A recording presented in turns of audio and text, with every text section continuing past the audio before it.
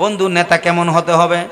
হযরত উমরের মতো হতে হবে, হযরত আবু বকর ওসমান আলীর মতো নেতা আমরা চাই কি চাই না? আরে জোরে বলেন না, চাই কি চাই না?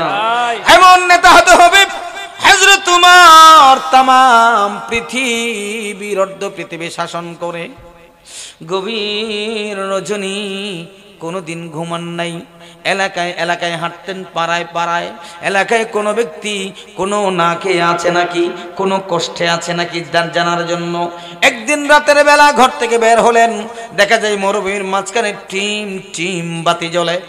কি এত রাত, আমার প্রজারা না ঘুমিয়ে এখনো কি করে? আস্তে আস্তে চলে গেলেন ওমর।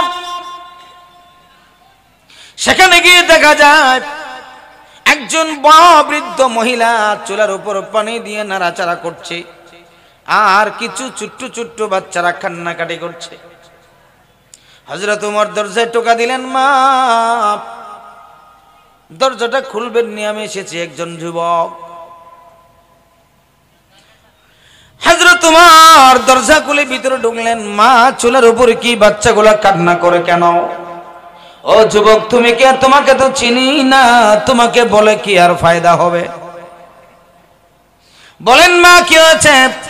আমার ঘরে কোনো খাবার নাই, আমি বিধবা মহিলা, এই বাচ্চাগুলো আমার খেতে পারে না,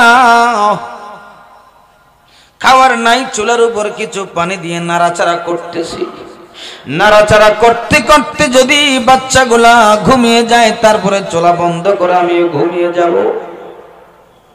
হযরত ওমর ডাক দিয়ে বলে, মা না না, আপনি ঘুমাবেন না, আমি আসি, একটু অপেক্ষা করেন।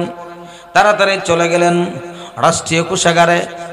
বাইতুল মালের দারোয়ানকে বললেন, ভাই একটা আটার বস্তা তুলে দাও, ছাতুর বস্তা তুলে দাও কাদের উপরে, এই অবস্থা দেখেছি। তিনি বললেন, আমি দেই না, আমি নিয়ে পৌঁছে দিই। না না না, ভাই দারোয়ান তুমি নিও না, আমাকে দাও, কারণ কিয়ামতের ময়দানে আল্লাহ পাক রব্বুল আলামিন তোমার থেকে প্রশ্ন করবে না, আমার থেকে প্রশ্ন করবে। কাদের উপর উঠাই নিলেন, খেজুর মিষ্টি যা দরকার ছিল সেগুলো নিয়ে রাতে চলে গেলেন। বললেন, মা আপনি রুটি বানান, আমি তা দেই। হযরতে উমর তা দেয়, মা রুটি বানা, মহিলা রুটি বানায়, বাচ্চাদেরকে খাওয়াই দাওয়াই দিয়ে চলে যায়। বলতেছে, মা আগামীকাল সকাল আপনি কি কোনোদিন উমরকে বলেন নাই? বলতেছে কে? হযরত উমর। আপনি কি কোনোদিন আপনাদের রাজা, আপনাদের প্রেসিডেন্ট খলিফা উমরকে বলেন নাই? তিনি বললেন, না না, আমি তো কোনোদিন ভুলি নাই, উমরও আমার কোনো খবর রাখে নাই। মা আগামীকাল সকালবেলা 9টার সময় আপনি উমরের দরবারে যাবেন, আমি সেখানে থাকবো। ওই মা জননী বলে, আল্লাহ, উমরকে যদি তুমি খলিফা না বানাইয়া এই যুবকটারে খলিফা বানাইতা কতই না ভালো হইতো।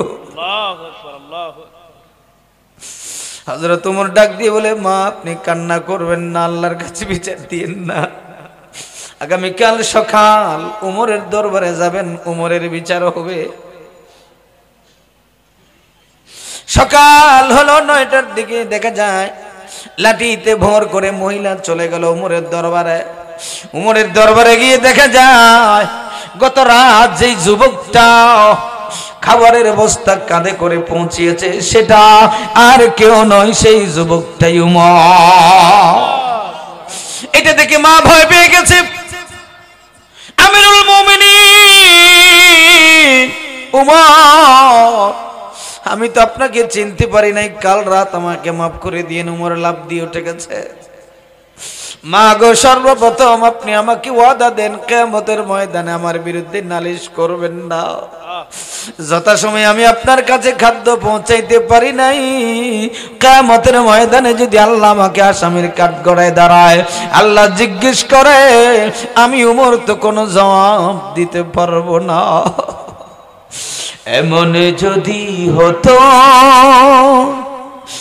আমার দেশের শাসক হতো উমরেরই মতো, হতো আবু বকরের মতো।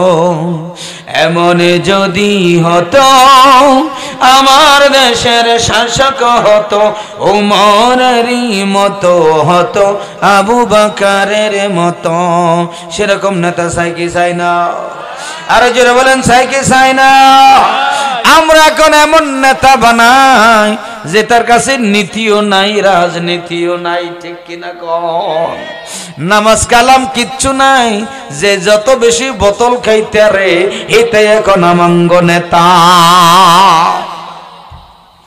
কি কইতাম রে বাবা,